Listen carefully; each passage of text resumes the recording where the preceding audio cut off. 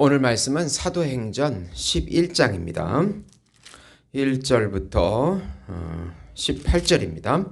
유대에 있는 사도들과 형제들이 이방인들도 하나님의 말씀을 받았다 함을 들었더니 베드로가 예루살렘에 올라갈 때에 할례자들이 비난하여 이르되 내가 무할례자의 집에 들어가 함께 먹었다 하니 베드로가 그들에게 이 일을 차례로 설명하여 이르되 내가 욥바시에서 기도할 때 황홀한 중에 환상을 보니 큰 보자기 같은 그릇이 내 귀에 매어 하늘로부터 내리어 내 앞에까지 드리워지거늘 이것을 주목하여 보니 땅에 네 발 가진 것과 들짐승과 기는 것과 공중에 나는 것들이 보이더라.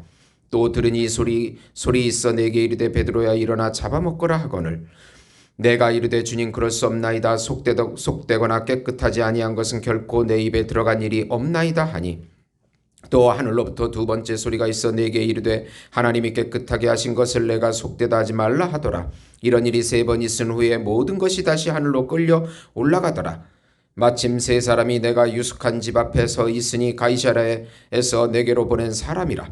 성령이 내게 명하사 아무 의심하지 말고 함께 가라 하시매 이 여섯 형제도 나와 함께 가서 그 사람의 집에 들어가니 그가 우리에게 말하기를 천사가 내 집에 서서 말하되 내가 사람을 욥바에 보내어 베드로라는 시몬을 청하라. 그가 너와 내 온 집이 구원받을 만한 말씀을 내게 이르리라 함을 보았다 하거늘 내가 말을 시작할 때 성령이 그들에게 임하시기를 처음 우리에게 하신 것과 같이 하는지라. 내가 주의 말씀에 요한은 물로 세례를 베풀었으나 너희는 성령으로 세례를 받으리라 하신 것이 생각난노라.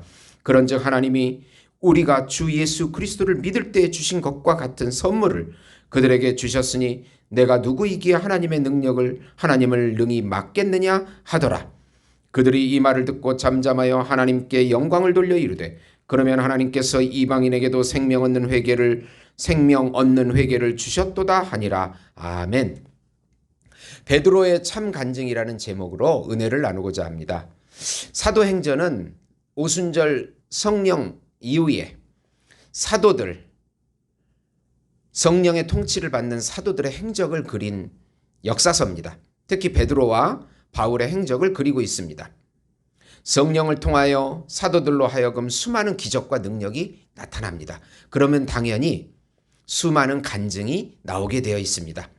대개 우리는 간증을 들으면 고난과 고통 속에서 자기가 성공했다, 자기가 그 고난을 극복해가지고 성공했다는 그런 스토리를 많이 듣습니다. 그러나 성경의 간증은 하나님께서 사용하시는 사람을 통해서 하나님의 능력이 어떻게 나타났는가, 하나님의 뜻이 성취된 것을 말합니다.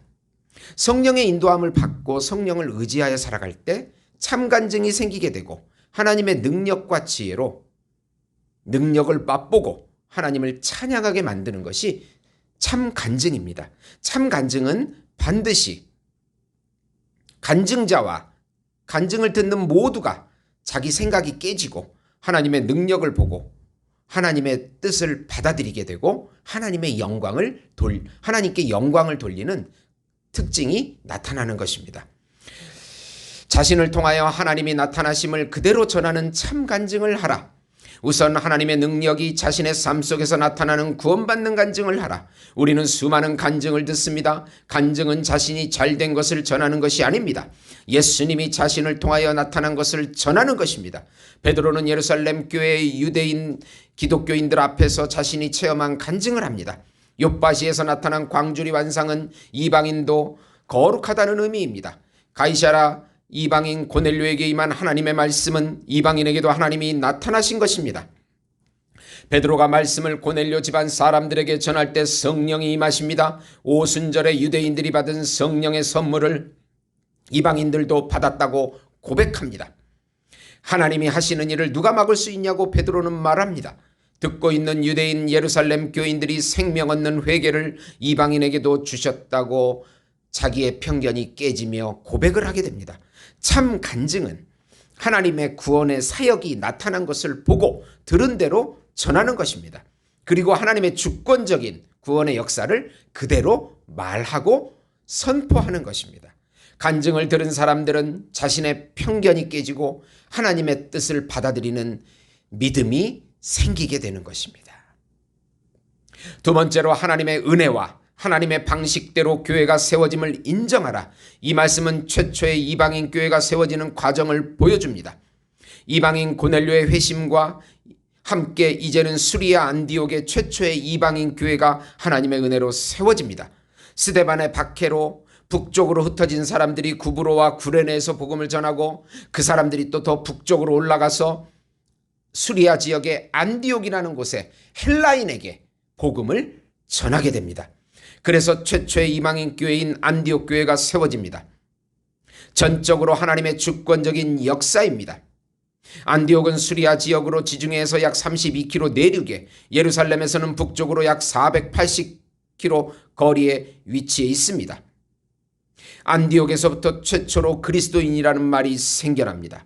이 교회가 이제 이방인 선교의 전초기지 역할을 하게 됩니다. 이 교회에서 사도 바울의 1차, 2차, 3차 전도 여행을 하게 되는 것입니다.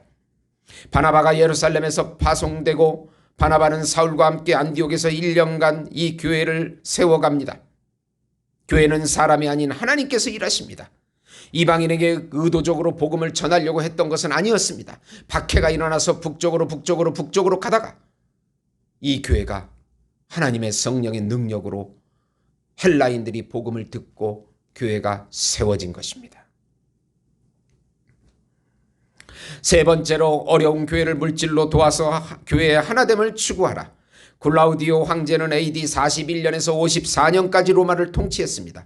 그의 통치 기간에 로마 제국 내에 심한 기근이 여러 번 있었습니다.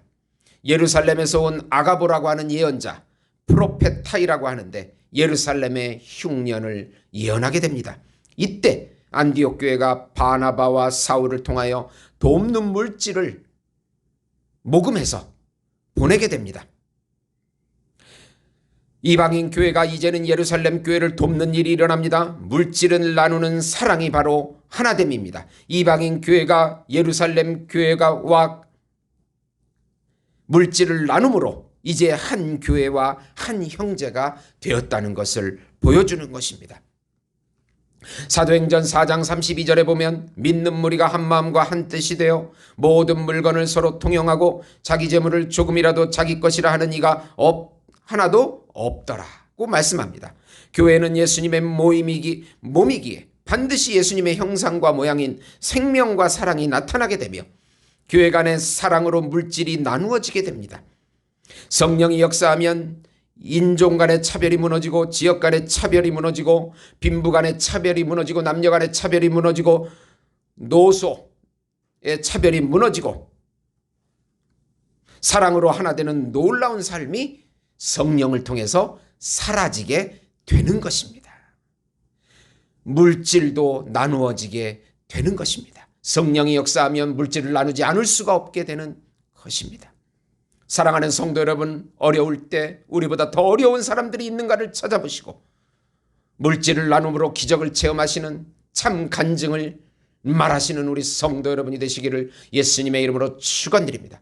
하나님 아버지여, 성령을 통해서 우리 삶 속에 기적이 일어나 물질을 나누게 하시고 교회가 세워지게 하심으로 참 간증을 전하게 해 주시옵소서. 우리의 편견이 깨지게 해주시고 간증을 듣는 모든 이들이 하나님의 영광을 찬양하는 기적들이 날마다 일어나게 해주시옵소서. 예수님의 이름으로 기도드리옵나이다. 아멘.